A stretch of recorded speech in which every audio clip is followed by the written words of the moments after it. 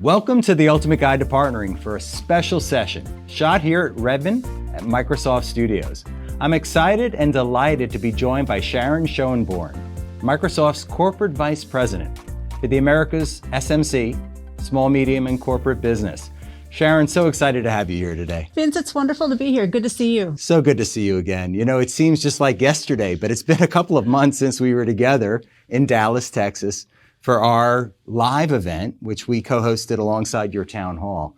So much excitement in the room from partners. I was hoping we could sort of ground here for now and talk a little bit more about that excitement and what you've been seeing. You bet. Well, first of all, Vince, thank you for your time in Dallas and also the standing room only event that you ran with us. Yes, you know what? SMC is really one of the main growth engines for Microsoft, and it's such a diverse and dynamic segment. And I have the pleasure of leading our Americas business, and partners are really at the core to our success in the way that we deliver growth. And we help to realize the value of their investment with our customers.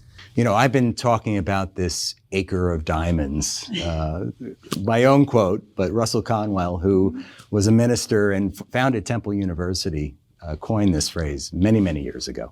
But I believe the SMC business is maybe misunderstood in many respects, or we're helping to help partners better understand it, right? A lot of these organizations tend to cluster towards the large enterprise.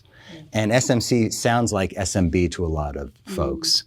And then also the organization of that was sort of, it's evolving, right? I was hoping you could help our viewers and listeners better understand how it's evolved. Yeah, it's a great question because we have changed a lot over times, and I must admit we can be complex as well.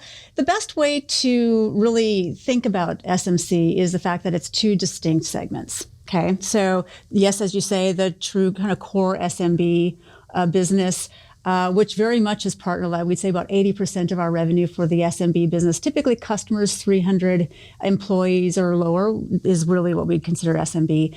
And then above that, corporate is everything under the top enterprise, commercial and public sector customers. So within the Americas, we have roughly around 14,000 managed corporate customers and millions, obviously, within the SMB space. Sharon, such a massive amount of business within the SMC sectors, the two sectors. I was hoping maybe we could double click on the two segments and how you go to market in each of them.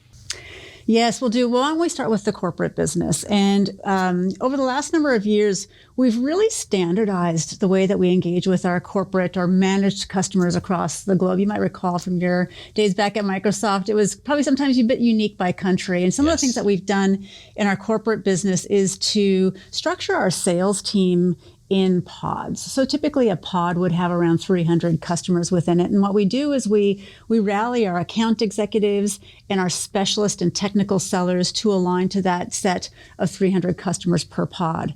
And with that, it gives us a center of gravity to engage and to team, and especially to be able to make sure that we're optimizing the platform opportunity with each of our customers.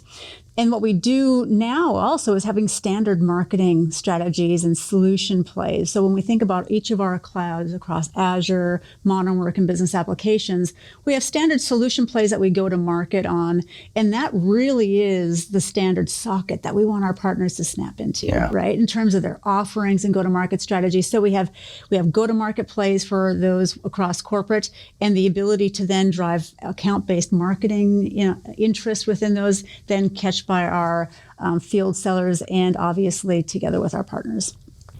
You know, it strikes me as you're talking here, I was thinking about the conversations we had at your town hall and our event, and just this massive opportunity and the opportunity for your teams to double click. And in fact, I believe I heard you say to your team, you can't get to the customer alone. You need to work directly with, or work very closely with the partners. I was hoping, we talk about the opportunity and doubling down and double clicking with partners this year. Can you talk more about your commitment within the SMC business to partners? Yeah, boy, I could go on here for a little while, Vince. I think if I go back to the corporate segment for just a moment, and then I'll speak to SMB because they're two unique operating models. I would say in the corporate business, I really do see our channel as an extension of our sales force.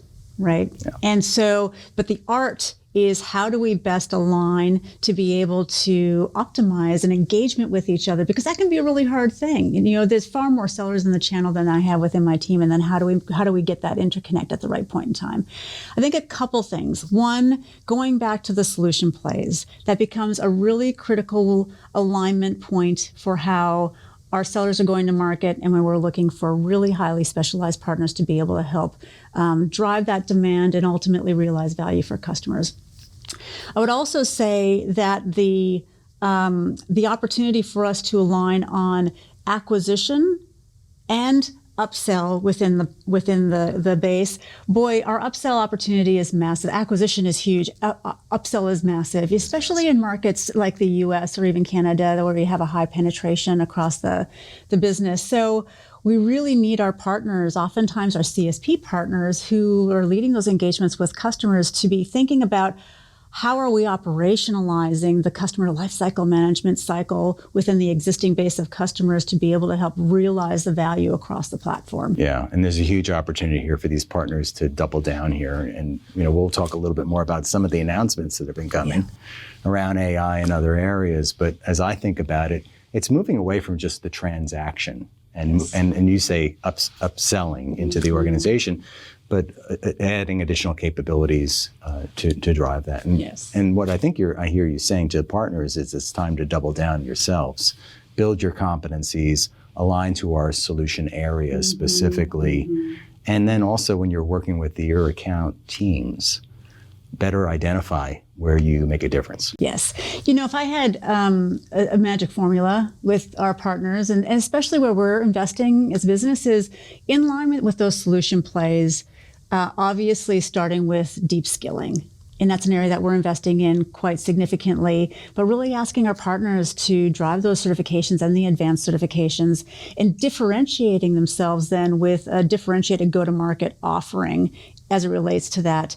Ultimately, our channel incentives are probably one of the areas that we invest the most to be able to help recognize our partners and be able to invest in their businesses and be able to then help optimize what that transformation can look like within our partner organizations. We realize that's a big shift. It's a big shift for us.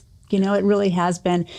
5 years ago, Vince, we could have been sitting here and, it would have been a very different conversation about the go-to-market solutions. And so our partners have done an amazing job to really lean in, but we need more partners to be able to think about how am I going to differentiate in the market with the specific certifications and specialization, and being great at that. Yeah. And being great at that. And that's what I think one of the most critical things of being able to partner really closely is differentiating in the market around a solution area that partners aim to excel in. We're at this moment, right? I mean, Satya was just recognized as the CEO of the year. I mean, just an amazing job that he's done in his 9 or 10 years as CEO of Microsoft. But the investments, these massive investments in AI, right? I mean, this last year has been astounding. And what it says to me and to all of us, I remember Kevin being up on stage at our event talking about this, like, take the time to learn every day because it's changing every day, right? AI is being infused into all of the Microsoft products and families. And the opportunity is massive for partners. And what I hear now that's different when I talk to Microsoft sellers is we're having different conversations than we've ever had with those organizations. We're now in the C-suite. And we're having transformation conversations. And what I think I hear you saying, in fact, is partners need to lean into this transformation in a big way. What else would you say about that? Yeah, first I would reinforce the point about learning. I've been at Microsoft for a little while now, and I would say every day I have to force myself to make sure that I'm taking one step ahead in terms of my own learning, because if I'm not, then I'm falling behind. And I think that's the same for our partners, right? Yeah. And so the opportunity we have is now. When you think about what our customers are aiming to achieve, typically it's around some level of operational efficiency or being able to adapt their business models or really improving their customer engagement strategy. Our customers are leaning into this moment because they also know that if they aren't thinking strategically about how AI is infused in the way that they operate, they can be left behind. Now, one of the things that I'm most excited about is that when we have a platform opportunity at Microsoft, as you say, we're really infusing AI across our solution set. And I'm especially excited about the fact that we now have Copilot for Microsoft 365, that it's going to be available to our CSP partners and to our customers through our CSP partners. But what that means is it really opens up the ability for our smallest customers in the market to have access to enterprise-grade AI capabilities embedded in the solutions that they use every day. I mean, just think about that for a moment. That's incredible. And the opportunity that we can have to, really increase the productivity of our customers and help them to innovate in ways they've never been able to, it's incredibly exciting. I just can't wait to see what our customers do with it. I mean, the excitement around this announcement is just, I think, well, first of all, I'm an SMB. Ultimate Partner is a small, medium business. And so now I'm able, because I feel like the haves and the have-nots. I've had all these conversations with Microsoft, people like yourself, about all the tools that you're able to utilize, right, that are infused within Microsoft 365. And I've been on the outside of that, right? I've had to use more of the pedestrian tools that haven't been infused into the platform for me. So as an SMB, I'm excited about that. Also as a partner, partners were also smaller organizations that maybe haven't been able to take advantage of these capabilities.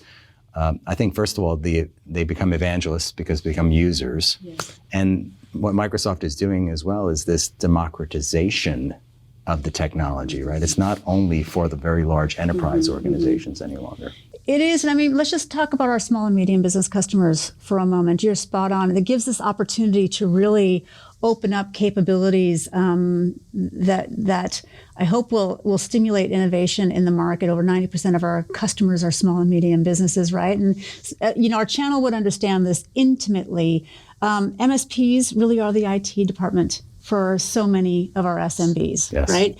Oftentimes our SMBs do not have internal IT. It's their partner that are going to market with and looking for guidance. And so I'm really excited about what this opportunity means for our customers and for our partners to be able to really activate this innovation. And, but of course, as you say, internalizing it and being able to be best practice leaders in the use of AI. Because, I would say this today with Copilot for Microsoft 365, I challenge myself every day to try something different and see how I'm getting value out of it, because that's the best way for us to demo to our customers, right? You talked about partners quite a bit here, and I'd be remiss. This is the ultimate guide to partnering. What do you see from the best partners you work with? Boy, I think back to the point of creating a differentiated capability and ultimately go-to-market offer and being really, really great at that. Because I think that, especially when we talk about the managed space, being able to be really precise about how you're differentiating in the market, because we need our partners to really lead and drive growth there and not always have to be in hand-to-hand combat with our sellers. I've got a much, much smaller sales force than the market demands. And so I think differentiating in the market off the back of that, leveraging the skilling resources, and then really importantly, leveraging Partner Center as a way to connect into Microsoft and then, of course, Marketplace. Yes, we'd be remiss too if we didn't bring up Marketplace, right? This huge opportunity area. And we at that event, we brought all the partners together. So we brought some of the ISVs have been the creators of platforms, as well as the selling partners into the room. And I'll be candid here and say that some of those selling partners have been kicking and screaming away in a way and saying, they've been slow to adopt Marketplace. But I've seen a change, and maybe it's just been the last couple of months now. I believe a lot of them are now leaning in on Marketplace. Would you agree there? I would. I think it's still early days. And I think the ability to have private offers in Marketplace is going to be a really important opportunity for our partners to accelerate growth for sure. And I also think about it, Microsoft has always talked about partner to partner. And this accomplishes quite a bit on the partner to partner side, because now you're able to take multiple solutions, and I'll use the term stitching them together, right? Because the customer's not buying one thing. In fact, they're not talking to one organization. They're not just talking to Microsoft. They're not just talking to a partner. They're looking at several different areas, whether it be security or some line of business application or multiple line of business applications. And they have a transactional partner that they're working with. Marketplace just offers that opportunity, that private offer to pull it all together for the customer. lit up by the amazing capabilities within our channel, right? In Yes. terms of making it real through projects and also activation with each customer. I'm so excited to continue to partner with AG1. Many of you know I made taking a green drink supplement part of my health ritual for 21 years now, and it has made all the difference to my health and well-being. About 6 years ago, Athletic Greens, and now their product AG1, became my go-to supplement. AG1 is the first thing I take every morning to power my day. It covers all of my nutritional bases, supports my gut health, gives a boost to my immunity and energy levels. If you want to take ownership of your health, try AG1 and get a free 1-year supply of vitamin D and 5 free travel packs with your first purchase. Go to drinkag1.com/Vince M. That's drinkag1.com/Vince M. Check them out. So we are kicking into 2024 in a big way. For Microsoft, it's the second half. It's H2, right? I was hoping maybe you could spend a moment here, maybe any great advice for these organizations on what they should be doing differently now that we are in the throes of 2024, that we're in the throes of Microsoft's H2. What would you say to those partners to do better or differently than we've seen before? Well, a few areas. One, back to the point of learning, with all the innovation that's coming to market, really leaning in, role modeling that every single day, and making sure that across our teams we're building the capability to have those differentiated offers. Again, I'd come back to leveraging the partner center to be able to be the surface area engagement to connect into Microsoft. I would also say really pressure test your growth strategy. And ask yourself, are we really betting in areas where we can differentiate and be amazing? And as we then think about more and more solutions, really make sure that that comes together in the overall customer value proposition. I think sometimes we can get a little broad, Yes. and then that runs the risk of not differentiating as much in the market. So like those are really key areas. But at the same time, get energized. Like I don't know that takes much doing these days, because it's such an incredible moment in our industry. I'm energized. Are you energized? I'm energized. You mentioned something too about getting very specific about what your superpower is. I like to talk about being the shiny quarter in the bucket full of shiny quarters. There are so many Microsoft partners. Some struggle with the differentiation, but lean in or niche down to where your real strengths are and focus there versus trying to go broad. Right. And the partner that tells me I've got 250 competencies and capabilities, I lose focus. They lose my attention.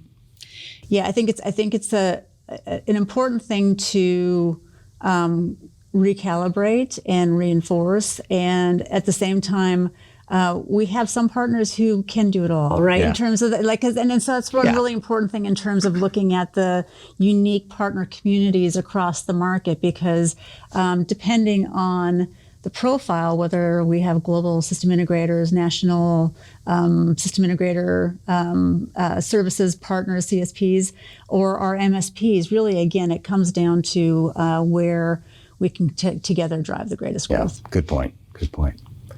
Sharon, I'd love to pivot. I have many listeners and viewers that are earlier in their career journey. So I would love for you to spend a moment here. Was there a spark? Was there a pivot? Was there a mentor, in fact, that helped you get to this? I mean, CVP at Microsoft is a big deal, right? Corporate Vice President. Tell us a little bit more about that journey. Wow. Do you know what? I've been fortunate. I've been fortunate to have found myself in tech in the 90s, and am a person who enjoys change. I actually relish and embrace change. I think if there was one thing that grounded me the most early in my career, I had an opportunity early in my career to work in mergers and acquisitions, but more on the people side. On the integration of acquisitions and working with leadership teams right after an announcement was made to come together. And I studied and even got my grad degree in leadership development. Wow. And the the one skill that I feel has served me throughout my career, especially as I've moved on in leadership, is around change leadership. It's about the EQ side of engaging and leading a business. And ultimately, all of us as leaders, all of us together with our channel are leading change every single day, not just strategically, but certainly with our people. Yes. And so I think having really gone deep into the principles of change leadership that at an early stage of my career, that has been a pivotal asset for me ever since that point, and something that I greatly value. I'm still working on it, by the way, but at the end of the day, it's my job to be a great leader for my people as we lead change and ultimately deliver business results. And I encourage anyone who's earlier in their career to actually really get curious about the principles of leading change, and some of the fundamentals I think will serve you really well. Fundamentals and principles, right, warm my heart in terms of and driving that. In fact, I would love to know if there was a book. Was there a book that has been a favorite of yours on transformation, change, or principles? Boy, there's a lot. Like one that I think is really practical, and one I would definitely recommend to our channel leaders is Adaptive Leadership. Adaptive Leadership. It really speaks to the difference between solving technical challenges from adaptive leadership challenges. And technical challenges are those that we probably deal with every single day as sales leaders, as business leaders. Adaptive challenges are those that are really addressing longer-term systemic changes that really require a level of deep and thoughtful stakeholder engagement to really get to an outcome that's going to deliver meaningful change for the business. And again, so much of it does come back to the softer side around change leadership, but especially in organizations that might be a bit larger, that have broader stakeholder groups, it really is more about how do you create that common shared vision and really find a way to be able to enable that together and making some hard decisions as well. I love everything you've had to say here, because we are driving a transformation like no other, I believe, during this time. And what an amazing leader to be leading that now at Microsoft within this very large segment of the business. I have a fun question I love to ask every guest. Sure. So, Sharon, you are hosting a dinner party. And you can host this dinner party in anywhere in the world, but you can only invite 3 guests to this dinner party, from the present or the past, to this amazing dinner party that you're going to host. I'd also love to know where you want to host it. We'll talk about that a little bit more. You've lived all around the world. Whom would you invite to this party and why? Oh, I love this question so much. Can I take a little bit of liberty with answering how I would do this? You know, it's early in the day. Absolutely. I'd have absolutely. 3 dinner parties. 3 dinner parties. And I'd want to go to their space independently, because I feel that each conversation is unique in its own. And I'm probably more of an introvert, so I like the one-on-one engagement versus. So the first I would say is my team would know I'm the biggest Peter Gabriel fan. So I love Peter Gabriel. I think he's an amazing human, and I love what he stands for, and his music back to the 80s to today. I've been known to fly from Sydney to Chicago just for a concert. Wow. Wow. So, but I think I would love to go to his farm where he has written many of his lyrics, and just spend a very casual kind of picnic there, having a good conversation with Peter Gabriel to understand a little bit more about what's driven his mission, because I think he's a great human. Secondly, I would say my family came originally, like my great-grandparents came from Germany and from Czechoslovakia years ago. And so, and they